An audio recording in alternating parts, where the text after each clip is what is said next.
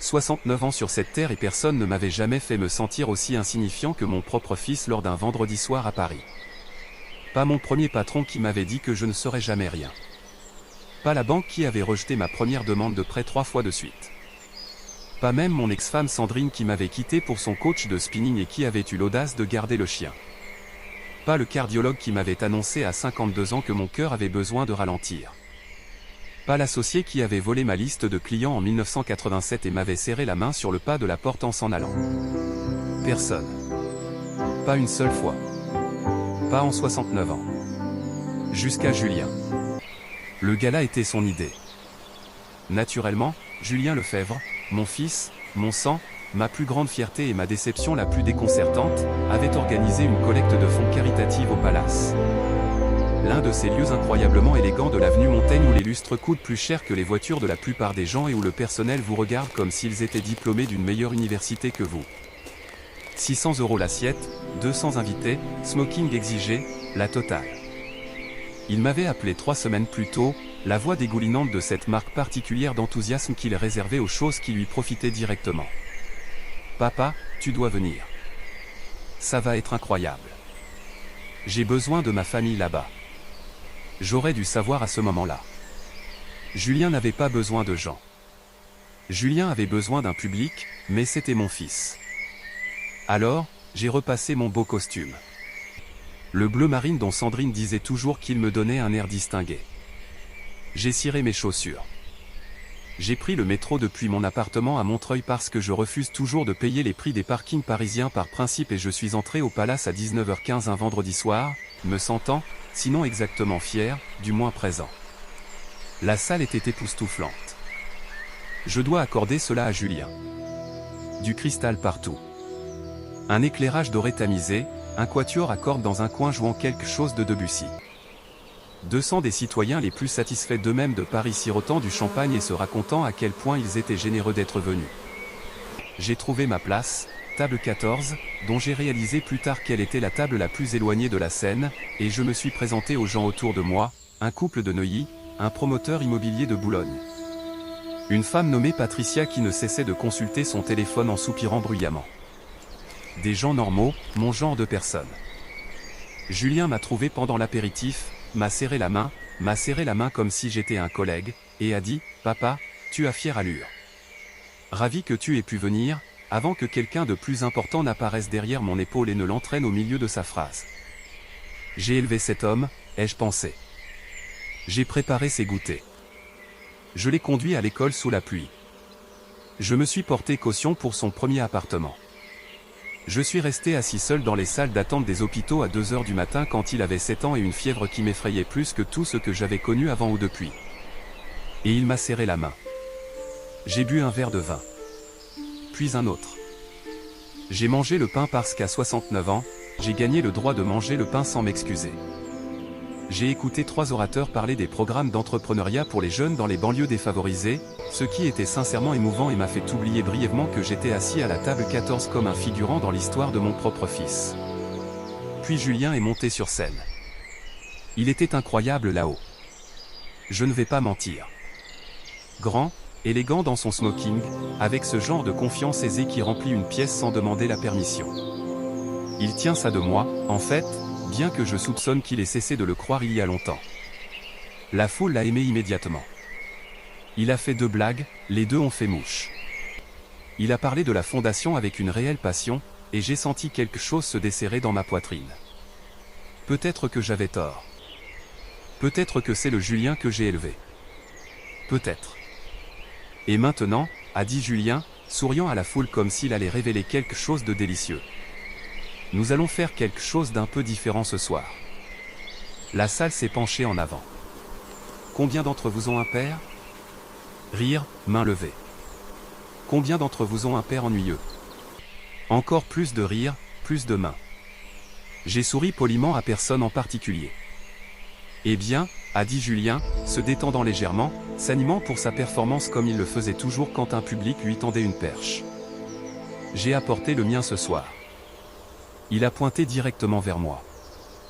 200 têtes se sont tournées vers la table 14 comme un seul organisme. Lève-toi, papa. Oh non. Je me suis levé. Parce que faire d'autre quand 200 personnes vous regardent et que votre fils tient un micro en souriant comme s'il avait inventé la comédie. Mesdames et messieurs, je vous présente Jean-Pierre Lefebvre, retraité de Montreuil, fan de la chaîne Arte, se couche à 21h30, et a une fois décrit une sortie chez Leroy Merlin comme, je cite, un samedi après-midi plutôt palpitant. La salle a éclaté. Un vrai rire, un rire chaleureux, le genre qui pense être inoffensif parce qu'il ne sait pas ce qu'il fait. Je suis resté là et j'ai souri parce que 69 ans m'avait appris que parfois sourire est la seule option digne qui vous reste. J'ai souri de la façon dont on sourit quand quelque chose vous coûte plus cher que ce que vous êtes prêt à montrer. Alors, voici ce que nous allons faire, a continué Julien, les yeux brillants par l'excitation du spectacle. Nous allons vendre aux enchères une soirée avec mon père ennuyeux. Un dîner pour 2 offert par la fondation. Qui veut mon père ennuyeux? Nous allons commencer les enchères à 1 euro. Parce que honnêtement, il a marqué une pause pour la blague, le timing était parfait, ça me semble déjà généreux. La salle a complètement perdu la tête. Quelqu'un à la table 3 a crié « 1 euro » et la foule a applaudi. Julien les a pointés du doigt comme un animateur de jeux télévisés qui n'avait jamais été aussi heureux de sa vie. 1 euro. Est-ce que j'entends de... Silence, encore des rires. J'étais toujours debout, souriant toujours. Quelque part dans ma poitrine, quelque chose de très vieux et de très calme était en train de prendre une décision. Une fois, a dit Julien de manière théâtrale. Et puis c'est arrivé. Depuis le fond de la salle. Table 1, la table que j'avais remarquée plus tôt, la table la plus proche de la sortie, où un homme aux cheveux argentés dans un costume sombre était assis avec l'immobilité de quelqu'un qui n'a absolument rien à prouver. Une voix a traversé les rires comme une lame dans du papier. 1 million d'euros. La salle ne s'est pas contentée de se taire, elle s'est arrêtée. 200 personnes, en plein mouvement, en pleine respiration, en pleine gorgée, se sont figées. Le quatuor à cordes qui s'échauffait dans le coin pour le set d'après-dîner s'est arrêté. Je suis presque certain que le lustre au-dessus de la table 7 a cessé de balancer. Le sourire de Julien n'a pas disparu immédiatement. Cela a pris environ 3 secondes, ce qui, dans ce silence, a paru considérablement plus long. Sa bouche est restée en forme de sourire pendant que le reste de son visage essayait de rattraper ce que ses oreilles venaient d'entendre. Je vous demande pardon, a dit Julien dans le micro, sa voix faisant quelque chose que je ne l'avais jamais entendu faire auparavant, muant légèrement. Quelqu'un a-t-il dit 1 million d'euros? L'homme l'a répété.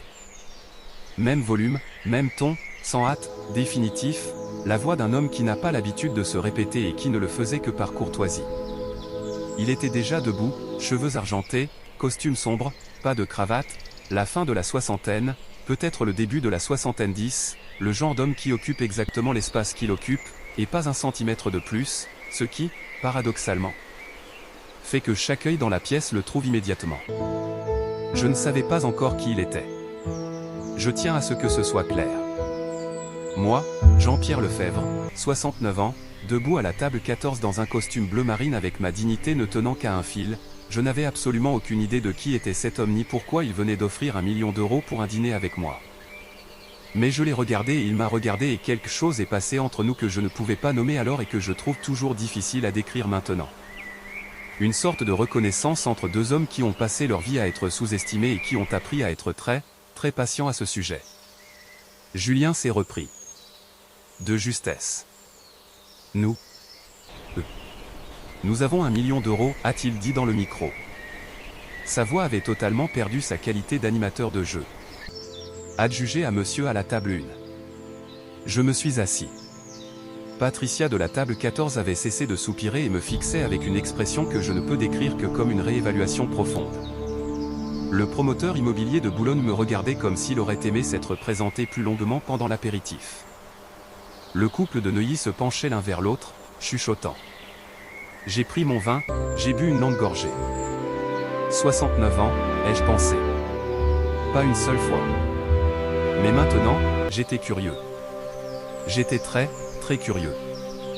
La soirée s'est poursuivie dans une atmosphère totalement différente. L'énergie dans la salle avait changé.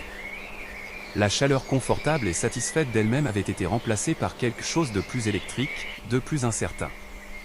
Les gens ne cessaient de jeter des regards entre moi et la table 1. Julien a présenté le reste de son programme avec un peu moins de superbe qu'au début, ce que j'ai noté sans rien dire. Après la fin du programme officiel, alors que les invités commençaient à se diriger vers le bar et les uns vers les autres, l'homme aux cheveux argentés a traversé la salle vers la table 14. Les gens s'écartaient devant lui sans même s'en rendre compte. C'est un type particulier de présence, le genre que l'on ne peut pas fabriquer, que l'on ne peut pas acheter et que l'on n'apprend pas dans les livres. Il s'est arrêté à ma table, m'a regardé.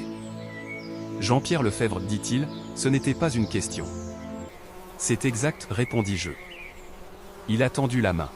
« Maurice de Vigny. » Je l'ai serré. Et même dans le bruit et l'électricité de cette pièce, j'ai senti ce nom résonner quelque part d'important dans ma poitrine. Parce que même à Montreuil, même pour un retraité de 69 ans qui se couche à 21h30, même moi je connaissais ce nom. Maurice de Vigny, fondateur du groupe Vigny Capital. Le genre de société de capital investissement qui ne faisait pas de publicité parce qu'elle n'en avait pas besoin.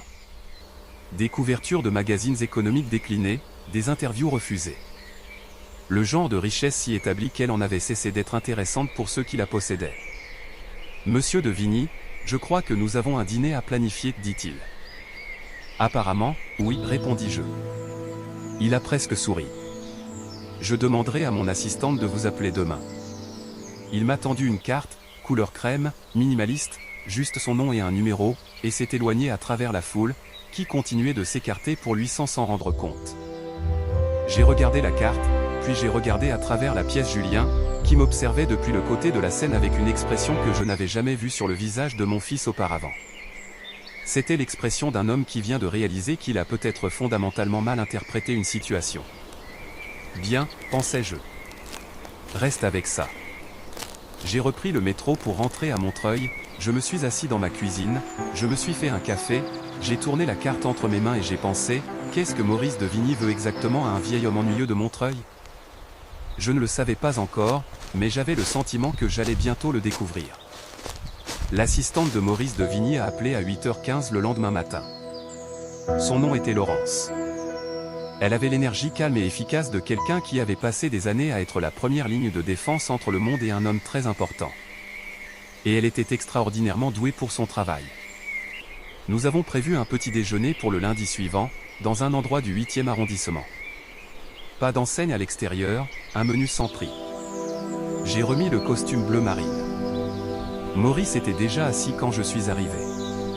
Costume sombre, pas de cravate, la même immobilité qu'au gala, cette immobilité que je reconnaissais maintenant comme la qualité particulière d'un homme qui avait depuis longtemps cessé d'avoir besoin de prouver quoi que ce soit à qui que ce soit. Il s'est levé à mon approche, m'a serré la main fermement, brièvement, avec un contact visuel soutenu.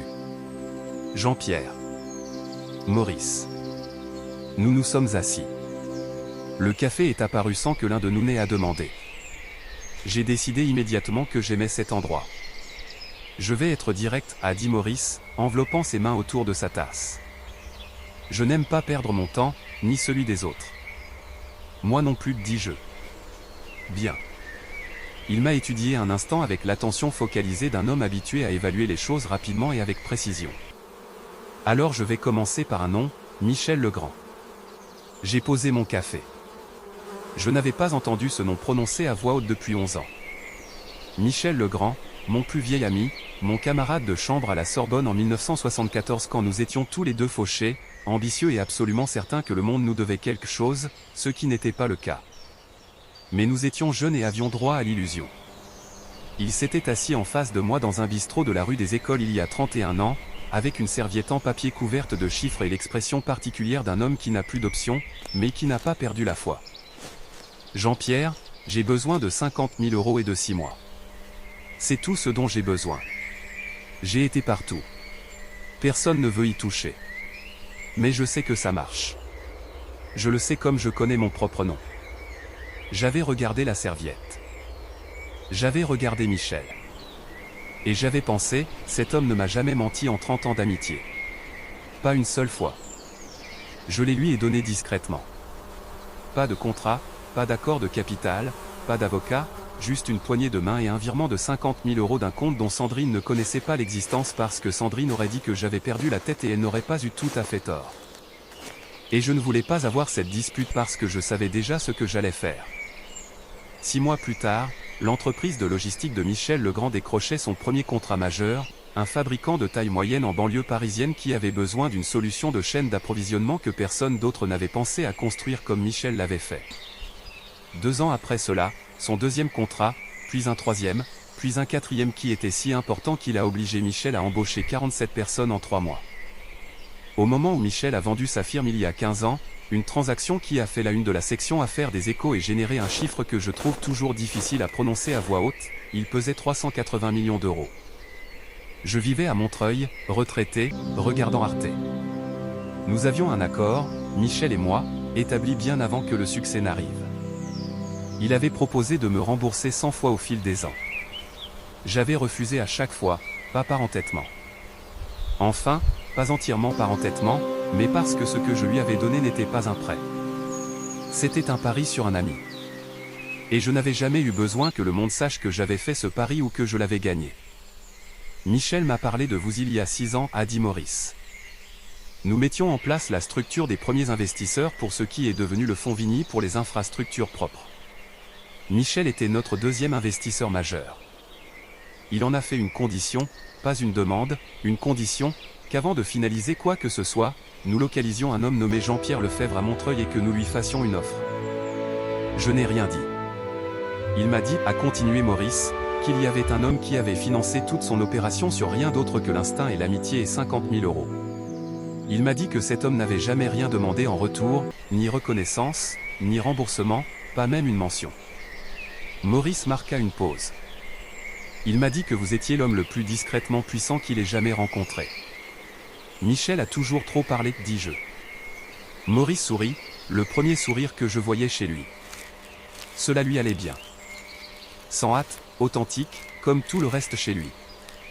Il m'a aussi dit Maurice, que si jamais je vous rencontrais, je devais faire attention, que vous étiez le genre d'homme qui en dit plus en ne disant rien que la plupart des gens en une vie entière. Michel est très généreux. Michel est très précis, dit Maurice. Je vous ai observé vendredi dernier. Toute la salle riait et vous étiez assis sur cette chaise comme un homme qui savait quelque chose que personne d'autre dans la salle ne savait. Il a soutenu mon regard. J'ai passé 50 ans à faire des affaires dans des salles remplies des personnes les plus puissantes de ce pays. Je connais ce regard. C'est le regard d'un homme qui a été sous-estimé tant de fois qu'il a cessé d'en être dérangé et a commencé à s'y intéresser. J'ai tourné ma tasse de café entre mes mains. Qu'est-ce que vous proposez exactement, Maurice, dis-je. Il a fait glisser un dossier sur la table.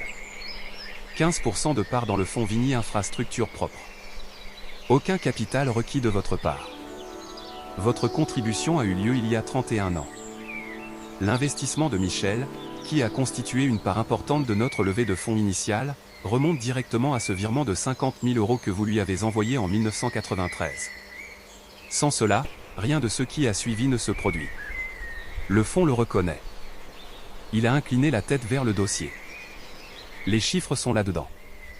J'ai regardé le dossier, je ne l'ai pas encore ouvert. Pourquoi Michel ne m'a-t-il pas appelé lui-même, dis-je. Parce que, dit Maurice, il avait peur que vous disiez non par entêtement. C'est juste, pensais-je. Il n'a pas tort, dis-je. Il a rarement tort, dit Maurice. Ouvrez le dossier, Jean-Pierre. J'ai ouvert le dossier. Je ne m'attendais pas aux chiffres spécifiques imprimés sur la première page. Ce que je peux vous dire, c'est qu'il y avait assez de zéros pour qu'un homme de 69 ans de Montreuil reste assis très immobile pendant très longtemps et reconsidère chaque décision qu'il avait prise et qu'il avait menée à ce moment précis dans cette pièce précise sans prix sur le menu. J'ai refermé le dossier. J'ai besoin d'y réfléchir, dis-je. Bien sûr, dit Maurice. Et j'ai besoin de comprendre, dis-je prudemment, pourquoi vous vous êtes levé à ce gala. Vous auriez pu appeler. Vous aviez mon nom. Vous aviez la connexion via Michel. Vous n'aviez pas besoin de miser 1 million d'euros devant 200 personnes. Maurice resta silencieux un long moment. Il regarda son café. Parce que, dit-il finalement, votre fils vous a mis sur cette chaise et a donné à une salle remplie de gens la permission de se moquer de vous. Et je vous ai regardé absorber cela avec plus de dignité que je n'en ai vu chez aucun homme en 50 ans de carrière. Il leva les yeux. Et j'ai pensé que Michel avait raison. Et je voulais que votre fils le voie. Qu'il voit que l'homme qu'il vient de traiter d'ennuyeux avait quelqu'un dans cette pièce qui savait exactement qui il était. J'ai hoché la tête lentement. Considérez cela, a dit Maurice, comme une déclaration d'ouverture. Nous avons terminé le petit déjeuner. J'ai ramené le dossier à Montreuil. J'ai lu chaque page 3 fois. J'ai appelé mon comptable, un homme prudent et conservateur nommé Harold, qui n'avait jamais, en 30 ans de gestion de mes modestes finances, dit quoi que ce soit de vaguement enthousiaste. Harold a dit, « Jean-Pierre, s'il te plaît, dis oui. » J'ai appelé Maurice le lendemain matin. « J'accepte, dis-je. À une condition. Nommez-la. Mon fils essaie d'obtenir un rendez-vous avec Vinny Capital depuis 2 ans, dis-je. Je le sais parce qu'il l'a mentionné à Noël, puis encore à Pâques. Les 2 fois, j'ai fait semblant de ne pas entendre. Je ne veux pas que vous acceptiez ce rendez-vous, dis-je, pas encore. Peut-être jamais. C'est votre décision commerciale, mais je veux qu'il sache pourquoi. Un long silence. Jean-Pierre, dit Maurice, et je pouvais entendre quelque chose dans sa voix qui aurait pu être de l'admiration et aurait pu être de l'anticipation, et c'était presque certainement les deux. Oui, je pense que cela peut s'organiser. 6 semaines plus tard, un mercredi matin d'octobre, j'ai mis le costume bleu marine pour la 3e fois. C'était en train de devenir mon costume porte-bonheur. Sandrine aurait détesté ça. Julien m'avait appelé le dimanche précédent. Une voix décontractée, une voix de dimanche, la voix qu'il utilisait quand il essayait d'extraire quelque chose sans en avoir l'air. Papa, salut, question au hasard. Tu connais Maurice de Vigny, du groupe Vinny Capital ? Dis-je, ce qui n'est pas un mensonge. C'est simplement un son. J'essaie d'obtenir un entretien avec son équipe depuis 2 ans. Personne ne passe. Littéralement personne. Mais j'ai entendu par un contact qu'il a été actif ces derniers temps, qu'il accepte des rendez-vous. Et je me suis juste dit. Julien marqua une pause. Tu ne connais personne qui pourrait le connaître, n'est-ce pas? De ton ancien réseau ou quoi? Je ne vois personne, dis-je agréablement. D'accord. Ouais. C'était peu probable. Un temps. Et, tu devrais venir dîner bientôt. J'ai l'impression que je ne t'ai pas vraiment vu depuis. Il s'est arrêté. Il savait depuis quand. Juste bientôt. D'accord? Pas de colère. La colère s'était dissoute depuis longtemps quelque part entre le 8e arrondissement et Harold disant des mots qu'il n'avait jamais dit auparavant. Pas de satisfaction, pas encore. Ce que je ressentais, c'était de la patience spécifique, délibérée, finement vieillie d'un homme qui a été silencieux pendant 6 décennies et qui a finalement, soigneusement, décidé de parler. Maurice avait conçu la réunion avec la précision d'un homme qui comprenait que l'architecture d'un moment importe autant que le moment lui-même. Julien correspondait avec un associé junior chez Vinny Capital depuis 3 semaines. Un échange soigneusement géré qui donnait à Julien juste assez d'espoir pour se présenter préparé, juste assez d'incertitude pour le rendre nerveux, et juste assez de prestige pour qu'il amène 2 membres de son conseil d'administration. Il avait apparemment passé la matinée de la réunion à dire à son assistante, Renée, que c'était la réunion la plus importante de sa carrière. Renée, que j'avais rencontré une fois à Noël et qui m'avait donné sa carte en me disant avec une sincérité totale, « Monsieur Lefebvre, votre fils parle de vous plus qu'il ne le réalise », m'avait envoyé un SMS ce matin-là. Il est nerveux, écrivait-elle. Il a choisi sa tenue hier soir. Je suis arrivé au bureau de Vinny Capital dans le quartier de la Défense à 9h15, au 43e étage. Le genre de vue qui vous donne l'impression que la ville a été disposée spécifiquement pour votre plaisir. Laurence, l'assistante de Maurice, m'a accueilli à l'ascenseur. Monsieur Lefebvre. Elle était calme, efficace, excellente. Monsieur de Vigny vous fera entrer au bon moment. Il y a du café dans le salon privé. Merci, Laurence. Elle s'est arrêtée à la porte du salon. Monsieur Lefebvre. Monsieur de Vigny m'a dit de quoi il s'agissait pour cette réunion. Elle s'est autorisée le sourire le plus petit et le plus contrôlé que j'ai jamais vu sur le visage d'une professionnelle. Je travaille pour lui depuis 11 ans. Je ne l'ai jamais vu prendre autant de plaisir à préparer quelque chose. Elle est partie. Je me suis assis dans le salon avec mon café et j'ai écouté. Julien est arrivé à 9h30. Je l'ai entendu dans le couloir, prêt pour la performance. La voix particulière qu'il déployait quand il avait besoin de quelque chose de quelqu'un d'important, plus chaleureuse que sa voix habituelle, légèrement plus rapide, la voix d'un homme qui a répété. Cet espace est extraordinaire. Vraiment, nous avons admiré tout ce que Vini Capital a construit. Le fonds pour les infrastructures, surtout, la vision derrière cela est juste remarquable. J'ai élevé cet homme, pensais-je. J'ai construit ce moment. Peut-être que ces deux choses ne sont pas sans lien. La réunion a commencé. La voix de Maurice à travers le mur, mesurée, sans hâte, sincèrement curieuse de la fondation de Julien, de sa structure, de ses objectifs, de son modèle de financement. Julien a répondu. Eh bien, je veux être honnête à ce sujet. Mon fils est véritablement talentueux. Il a parlé avec intelligence et clarté et une réelle passion pour le travail que sa fondation accomplissait dans les quartiers. Et j'ai ressenti cette fierté compliquée familière qui m'a suivi à travers 35 ans de paternité. La fierté qui côtoie le chagrin d'être mal compris par la personne dont on est le plus fier.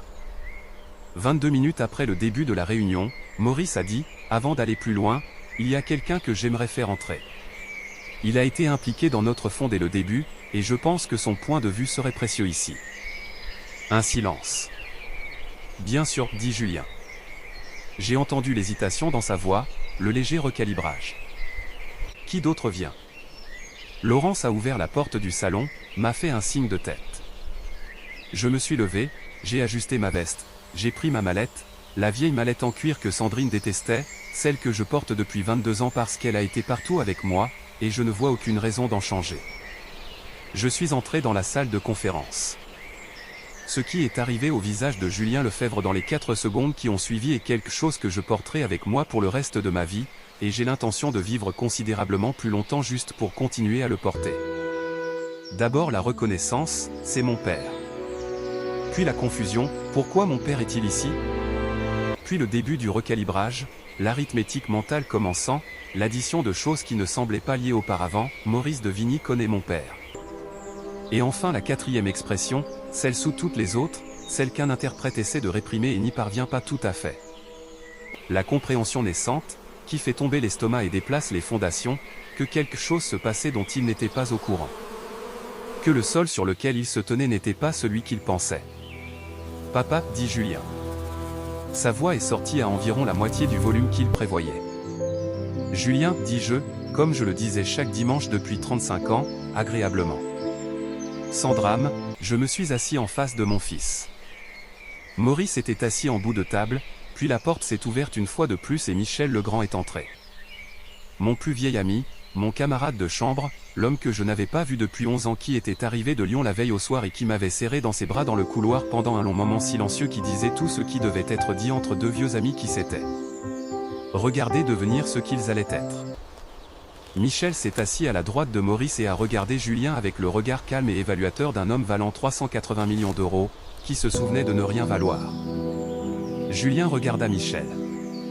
Je l'ai vu reconnaître le nom.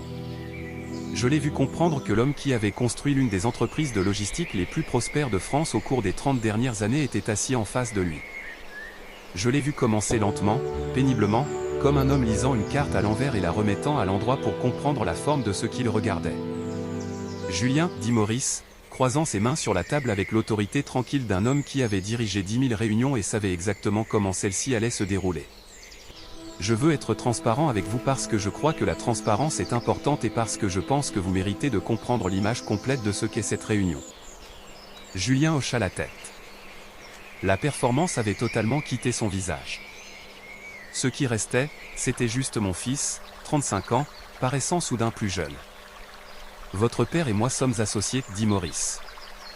15% de part dans le fonds Vigny Infrastructure Propre. Ce partenariat a été finalisé il y a 6 semaines. Il laissa planer cela. Il a été établi en raison d'une décision que votre père a prise il y a 31 ans.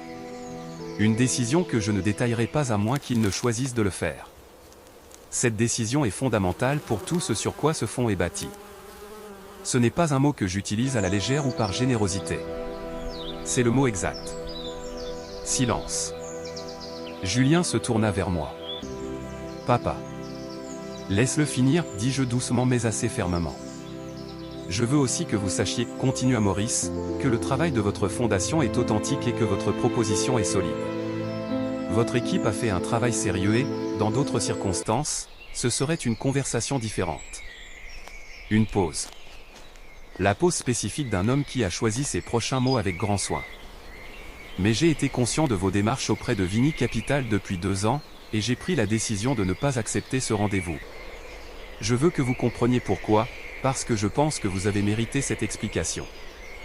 Julien était complètement immobile. Ces 2 membres du conseil d'administration, que j'avais rencontrés environ 90 secondes plus tôt, étaient assis avec la qualité figée particulière des gens qui réalisent qu'ils sont témoins de quelque chose de privé et qu'ils n'ont pas d'issue. Le soir où j'ai rencontré votre père, dit Maurice, j'ai vu un homme de 69 ans être placé sur une chaise, sur une scène, dans une salle remplie de gens qu'il n'avait jamais rencontrés, par son propre fils, et être transformé en chute de plaisanterie. Et je l'ai regardé absorber cela, absorber chaque seconde avec plus de dignité et plus de grâce que je n'en ai vu chez aucune personne en 50 ans de carrière. La voix de Maurice ne monta pas. Elle n'en avait jamais besoin. Je ne fais pas d'affaires avec des gens qui ne savent pas reconnaître la valeur de ce qui est devant eux. Et je ne fais pas d'exception à cela. La salle était si calme que je pouvais entendre la ville 43 étages plus bas. Michel Legrand regardait la table. Sa mâchoire bougeait très légèrement, comme elle le faisait toujours quand il essayait de ne pas sourire. Les yeux de Julien étaient humides. Mon fils, qui pouvait tout interpréter, ne jouait pas la comédie maintenant. Sa mâchoire travaillait silencieusement. Papa. Juste le mot dépouillé de tout le reste. Je n'avais pas. Je n'avais aucune idée. Je sais que tu n'en avais pas, dis-je. C'était censé être drôle. Je n'essayais pas de. Julien. Je me suis penché en avant, j'ai regardé mon fils. Je l'ai vraiment regardé comme je le faisais quand il était petit, effrayé et qu'il avait besoin de quelqu'un pour lui dire la vraie forme des choses. Je veux te dire quelque chose, et j'ai besoin que tu l'entendes comme je le pense, et non comme cela pourrait sonner. Il attendit. Je n'ai jamais eu besoin que tu saches ce que je fais discrètement, dis-je. Je n'ai pas donné cet argent à Michel pour la reconnaissance. Je n'ai pas passé 31 ans à refuser le remboursement parce que je voulais être découvert. J'ai fait ces choses parce que c'est qui je suis. Calme, patient, content de laisser le travail parler à distance. J'ai soutenu ses yeux. Mais j'ai 69 ans. Et je me suis assis sur cette chaise et 200 personnes ont ri. Et tu m'as pointé du doigt et tu m'as traité d'ennuyeux dans une salle remplie d'étrangers. Et cela m'a coûté quelque chose, je ne vais pas prétendre que ça ne m'a rien coûté. La mâchoire de Julien était serrée. Ses yeux étaient pleins de larmes. Alors, voici ce qui va se passer, dis-je. Je me suis levé, j'ai boutonné ma veste. Je vais rentrer chez moi à Montreuil. Je vais trouver quelque chose chez le roi Merlin de véritablement intéressant. Et tu vas rester avec ça. Je l'ai regardé fixement.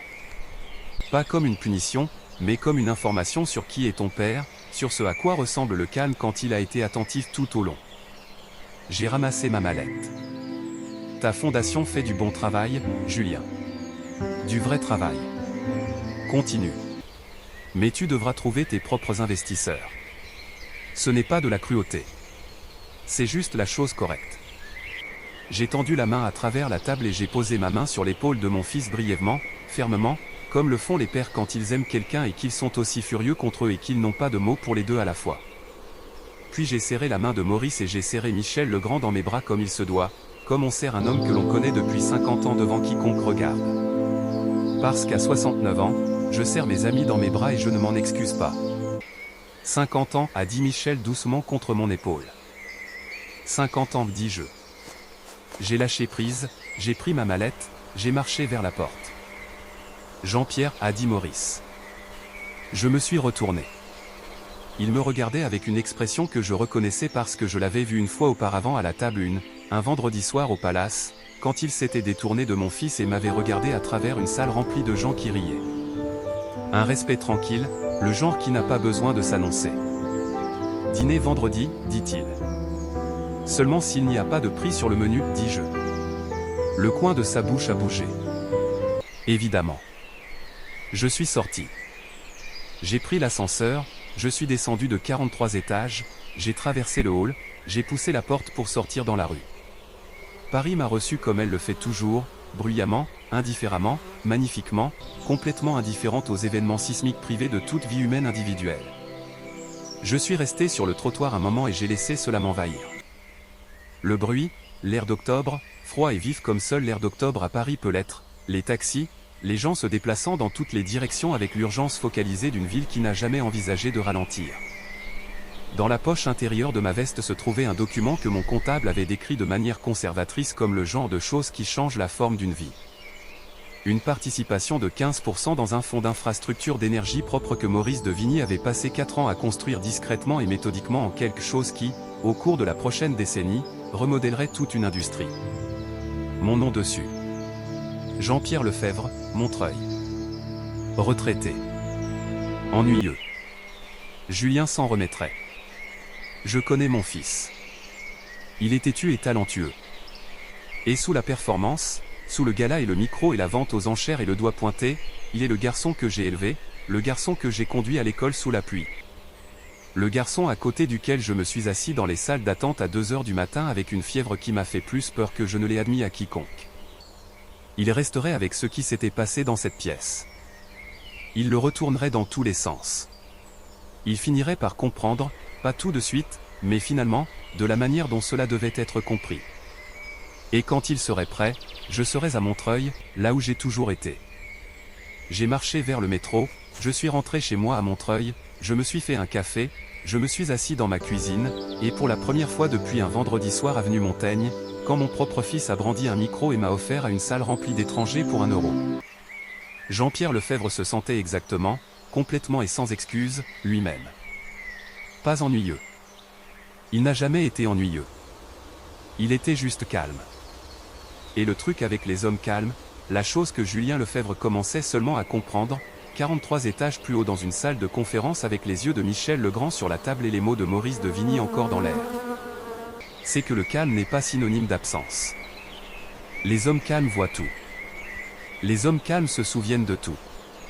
Et les hommes calmes, quand ils décident enfin que le moment est arrivé, quand ils boutonnent leur veste et prennent leur vieille mallette en cuir et sortent d'une pièce qu'ils viennent de réorganiser complètement, les hommes calmes ne regardent pas en arrière. Ils n'en ont pas besoin.